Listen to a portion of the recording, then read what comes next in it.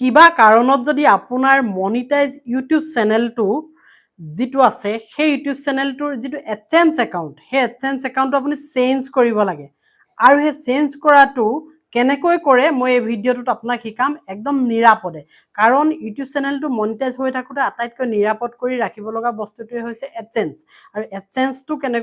কেনেবাকৈ যদি ডিছকানেক্ট হৈ যায় ইউটিউব চেনেলটোৰ পৰা তেনেহ'লে আপোনাৰ ইউটিউব চেনেলটো ডিমনিটাইজ হৈ যাব অৰ্থাৎ ইউটিউব চেনেলৰ পৰা আপুনি আৰ্নিং কৰিব নোৱাৰিব ডলাৰ আৰ্নিং কৰিব নোৱাৰিব এতিয়া সেই ডলাৰ আৰ্নিং কৰি থাকিব কেনেকৈ চেঞ্জ কৰোঁতে একদম চুটকিত 1 ছেকেণ্ডতে আপোনাৰ মানে সেইটো চেঞ্জ হ'ব ডিমনিটাইজ হৈ নাযায় আপুনি ডলাৰ আৰ্নিং কৰিয়ে থাকিব পাৰিব যিকোনো কাৰণত আপোনাৰ এডচেন্স একাউণ্টটো আপুনি চেঞ্জ কৰিবলগীয়া হ'ল হয়তো আপুনি অফিচৰ কিবা মেইল আই ডিত আপুনি এডচেন্স একাউণ্টটো বনাই থৈছিল আগৰ আপুনি এতিয়া চেঞ্জ কৰিবলগীয়া আছে যিকোনো কথাত সেই এডচেন্স একাউণ্টটো চেঞ্জ কৰিবলৈ ষ্টেপ বাই ষ্টেপ মই এই ভিডিঅ'টোত আপোনালোকক দেখাম এতিয়া আৰু আপোনাৰ মনিটাইজ হৈ থকা সেই ইউটিউব চেনেলটো ডিমনিটাইজ হৈ নাযায় এনেকুৱা ধৰণৰ টিপছ এটা মই দিম এতিয়া আপোনালোকে চাই থওক কাৰণ এইটো কেতিয়াবা আপোনালোকক দৰকাৰ হ'ব বহুত ইম্পৰ্টেণ্ট কথা মই এতিয়া স্ক্ৰীন ৰেকৰ্ডত আপোনালোকক লৈ গৈছোঁ আৰু স্ক্ৰীন ৰেকৰ্ডত নি আপোনালোকক এটা এটাকৈ ষ্টেপ বাই ষ্টেপ দেখাইছোঁ আহক মই আপোনালোকক লৈ গৈছোঁ আৰু এইখিনিতে জনাই থওঁ যিসকলৰ কম্পিউটাৰ নাই মই কম্পিউটাৰৰ পৰা দেখাম কম্পিউটাৰৰ পৰা সুবিধা হয় আচলতে আৰু যিসকলৰ কম্পিউটাৰ নাই আপোনালোকে গুগল ক্ৰমত গৈ ওপৰৰ সেই 3টা ফুটত ক্লিক কৰি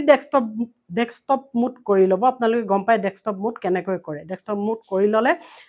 একদম হুবহু আপোনাৰ কম্পিউটাৰত ওলোৱা ধৰণে ওলাব মই এতিয়া যেনেকৈ দেখাম ঠিক আছে মই স্ক্ৰীন ৰেকৰ্ড লগাইছোঁ ইয়াত চাওক এতিয়া মই এটা প্ৰথম চেনেল লগ ইন কৰি লৈছোঁ আৰু লগ ইন কৰিয়ে মই চেনেলটো আপোনালোকক দেখাইছোঁ যে এইটো মনিটাইজ চেনেল ইয়াত চাওক এইটো মনিটাইজ হৈ আছে চাওক এইবোৰ চব মনিটাইজ অন হৈ আছে দেখিছেনে এইবোৰ মনিটাইজ অন হৈ আছে এইটো প্ৰমাণ দিছে এতিয়া আৰ্নিঙত যদি গুচি যাওঁ আৰ্নিঙত গৈ মই এতিয়া চেঞ্জ কেনেকৈ কৰিব লাগে আপোনাক দেখাম ইয়াত চাওক এডচেন্স ইয়াত লাগি আছে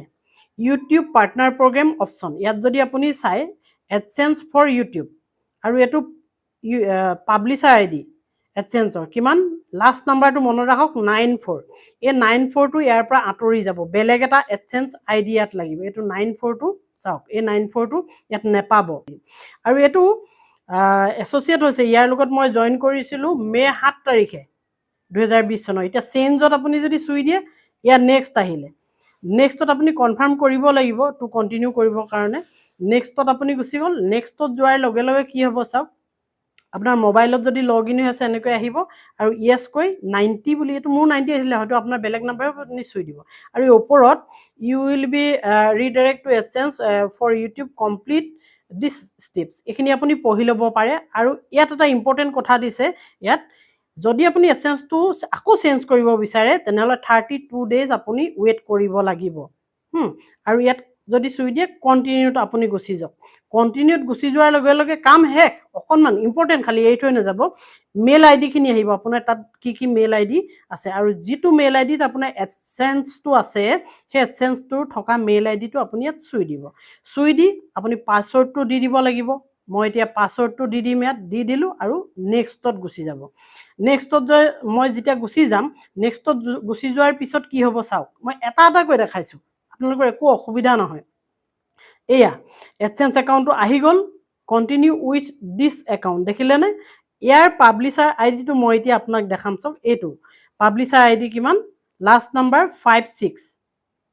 দেখিলেনে এইটো গোটেইটো এই নাম্বাৰটো এতিয়া ইউটিউবত লাগি যাব কণ্টিনিউত মই গুচি যাম লাষ্ট নাম্বাৰ 56 মনত ৰাখিব এতিয়া যিটো ইউটিউবত লাগি আছে সেইটো 94 এই 56টোকে তাত লাগিব কৰি দিলোঁ ছেটআপ